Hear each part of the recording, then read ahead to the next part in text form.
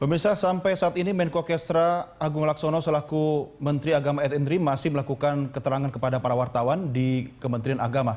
Dan sampai sejauh mana informasi terkini kita segera kembali bergabung dari Kementerian Agama di Jakarta. Pertama terkait Bapak tadi bahwa pihak-pihak luar baik urusan pemerintah, organisasi masyarakat atau yang lainnya tidak berharap ada sisa kuota.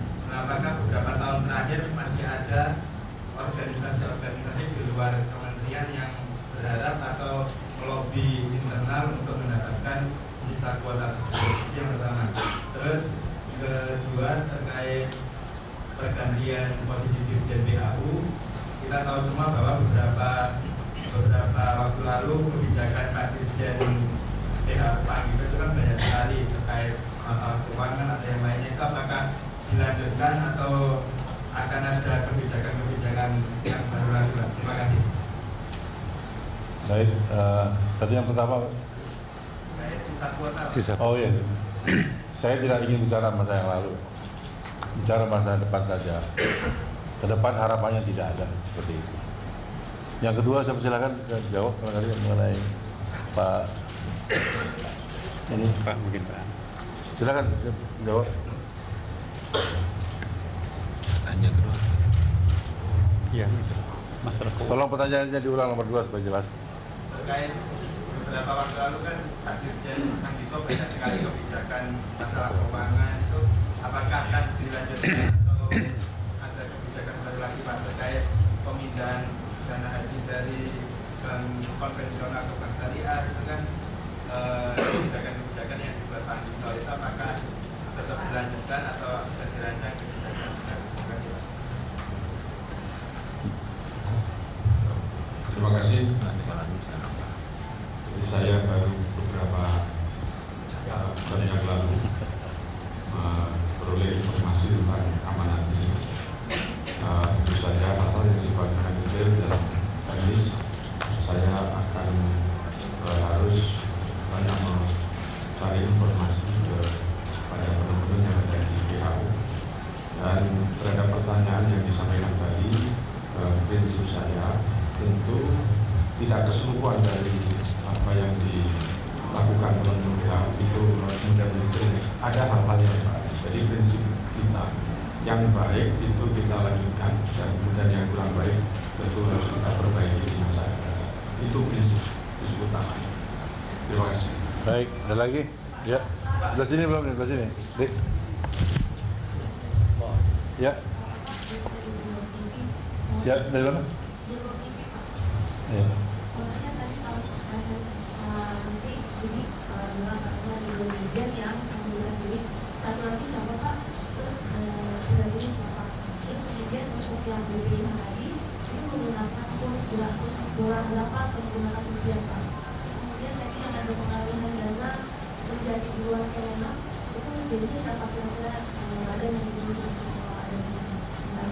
Yang terakhir itu nanti masih dalam proses dari proses pembuatan RUU menjadi undang-undang pengelolaan keuangan haji.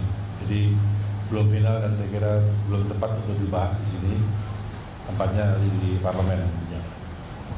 Kemudian yang mengundurkan diri hanya satu, yaitu Pak Anggito selaku Dirjen PHU. Hanya satu. Tapi memang ada tempat yang kosong di sini yang harus segera diisi karena semua tempat penting di mana Dirjen Bimas Islam kemudian dipercaya menjadi tetapkan sebagai Dirjen PHU. Ini kan berarti harus ditinggalkan kosong satu.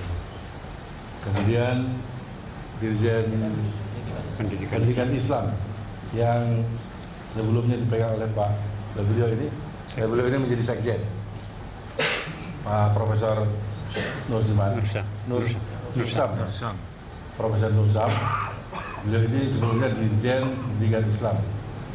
Sering kami ketemu di Komite Pendidikan. Nah, kemudian beberapa hari yang lalu, beberapa waktu yang lalu diangkat telah dilantik sebagai sekjen Kementerian Agama. Itu berarti pos yang harus diisi. Demikian juga Diklat ya.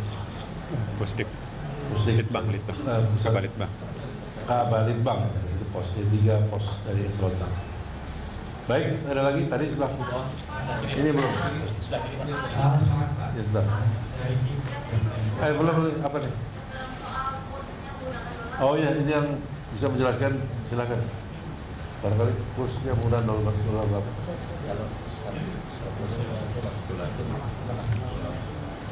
Stella bisa menjelaskan? Ya, sudah coba.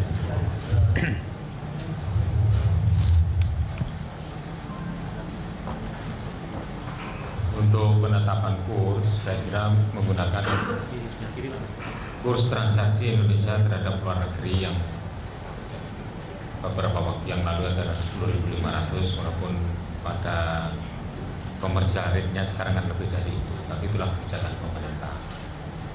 Jadi bukan kok sengaja Kementerian Agama itu membuat katakanlah kebijakan pembuatan kurs sendiri, itu tidak.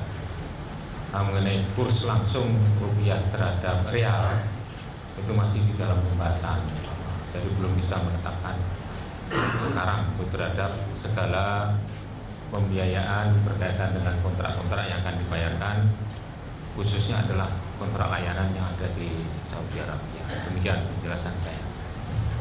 Baik, silakan ini.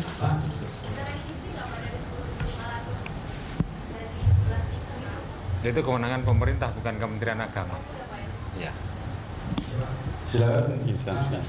Ya. Saya hanya dari Bang Budi yang ingin tanyakan adalah tadi ada penurunan biaya haji sebesar 8%. Kenapa penurunan ini baru sekarang, Pak? Kenapa tidak dari dulu-dulunya? Apakah ini karena terkait kasus korupsi dan biaya haji? Tidak, tapi karena efisiensi yang berhasil dilakukan. Mudah-mudahan tahun depan bisa lebih banyak lagi. Kami juga doakan dan kerja keras. Terima kasih. Agung, Ya. beberapa tahun yang lalu KPK kan pernah membuat satu kajian sistem lah ya, dan di kajian itu kemudian ada 48 titik rawan pengelolaan dana haji. Dan ketika Pak Angkito masuk di tahun 2012 sampai dengan beberapa hari lalu beliau menyatakan bahwa sudah ada beberapa upaya perbaikan. Dari 48 itu kabarnya masih tersisa 16 lagi PR, pekerjaan rumah yang belum tuntas, gitu kan? Tapi kan ini menjadi masalah, Pak Menteri. Kenapa? Karena bagaimanapun Dirjen CHU yang baru nantinya selalu akan dirundung oleh kekhawatiran bahwa apapun yang dilakukan itu punya potensi melakukan kesalahan. Pelayanan haji tetap jalan. Ya, sementara dia harus menandatangani banyak surat, kontrak, persetujuan apa. Tapi yang 16 sisanya itu belum mendapatkan upaya, gitu. Jadi di mana upaya yang dilakukan oleh pihak Kementerian sendiri untuk memfasilitasi potensi masalah ini? Gitu. Ya. Baik, nanti Pak Yasin bisa menjelaskan.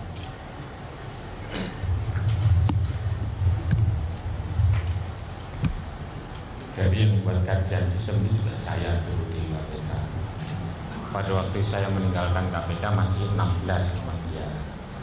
Tapi beberapa poin misalnya yang di aspek hukum itu kan sudah ada beberapa yang dipenuhi. Misalnya PP mengenai DAU sudah keluar, PMA mengenai DAU sudah keluar, kemudian Kepres mengenai Komisi Penyelenggara Haji ini yang di aspek hukum itu sudah keluar. Jadi saya kira banyak yang berkurang. Khususnya yang belum itu adalah pengadaan pesawat secara terbuka. Ini akan secara bertahap dengan pertimbangan-pertimbangan khusus menyelesaikan persyaratan pesawat yang boleh masuk di Arab Saudi ini permasalahannya. Jadi ada dua sisi yang harus kita rekonsiliasi dan kita koordinasikan dengan Kementerian Haji di Arab Saudi atas kemungkinan kita bisa melaksanakan open tender di pesawat.